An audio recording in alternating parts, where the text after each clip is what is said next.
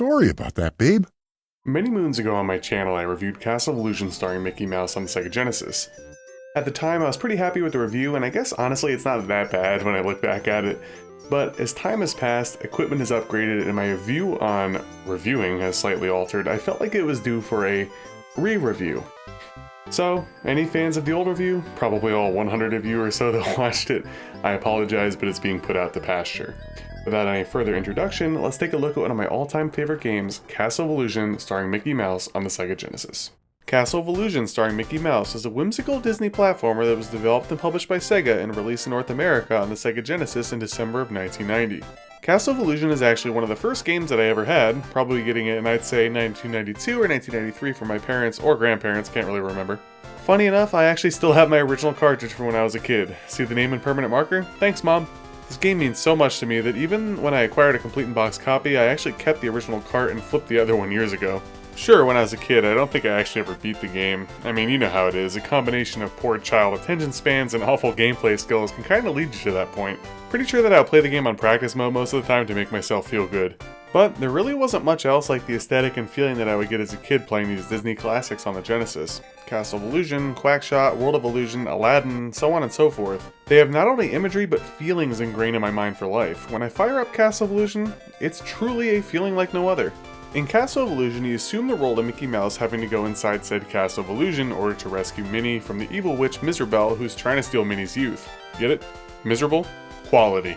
In order to slap Mizrabel into submission, Mickey must obtain 7 gems of the rainbow scattered throughout different levels. Levels such as the Enchanted Forest, Toyland, the Storm, the library and all of its teacups and milk bottles, and the castle itself. The level and enemy variety lends itself well to the illusionary feeling. I can't honestly say that there is a level that I don't think is at the very least interesting in some way. The goal of each level is pretty simple. Either advance Mickey to the exit door or defeat a boss. Mickey's main methods of attacking include butt jumping on enemies or throwing projectile weapons such as apples, marbles, and candlestick fires to defeat your foes. If you're having trouble, you'll also be able to find health, 1-up, and gem or point items to aid you in your quest, sometimes in hidden areas.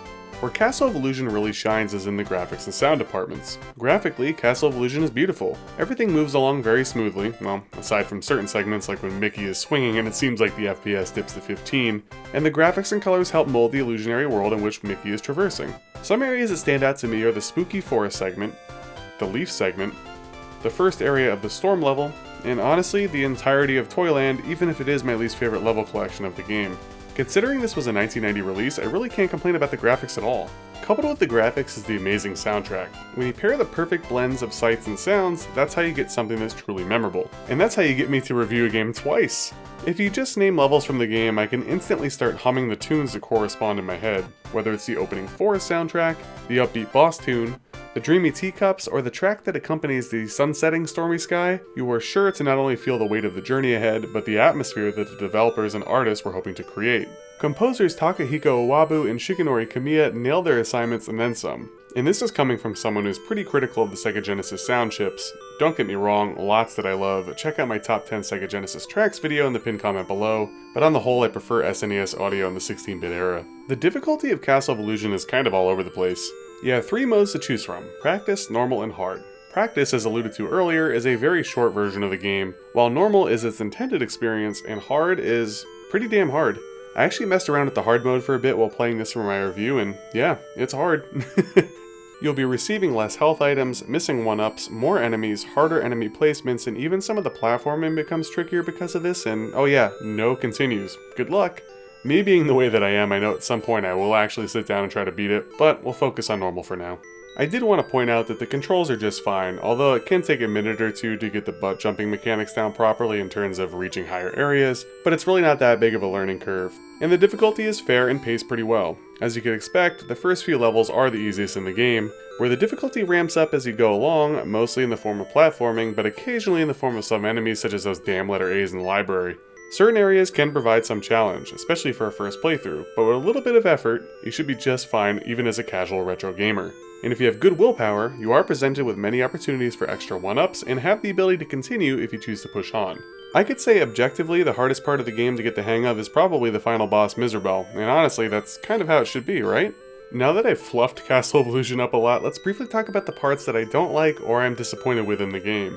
first, to me the game does feel rushed. You're on a quest to find these gems, and at first, through the opening 3 levels, you get them at quite a normal pace. Go on through a few segments or screens, kill the boss, get the gem. However, as the game goes on, you'll be receiving the final gems at an insane pace. I couldn't really find any info on it, but it certainly feels like the developers probably ran out of time and had to meet a deadline. You would think based on the earlier gem pacing that there were likely more levels planned than what we ended up with.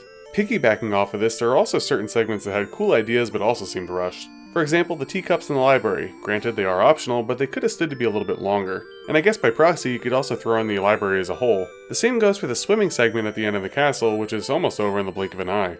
Most of my other complaints are fairly minor, such as some enemy placement and general level design spots, but these are essentially a product of time and environment of the harder games, so I get it. Castle of Illusion is one of these games that stands the test of time. In the realm of the 16-bit era platformers, it doesn't get much better. A game that could appeal to not only children, but adults alike, is always a good time.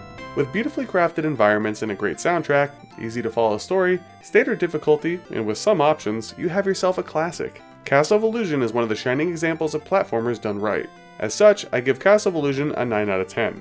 One of these days, maybe I'll get to the modern remake, but for now, let me be a grumpy old fogey and fawn over this masterpiece of yesteryear. If you've enjoyed this review, please consider liking, commenting, and subscribing if you haven't already. Until next time.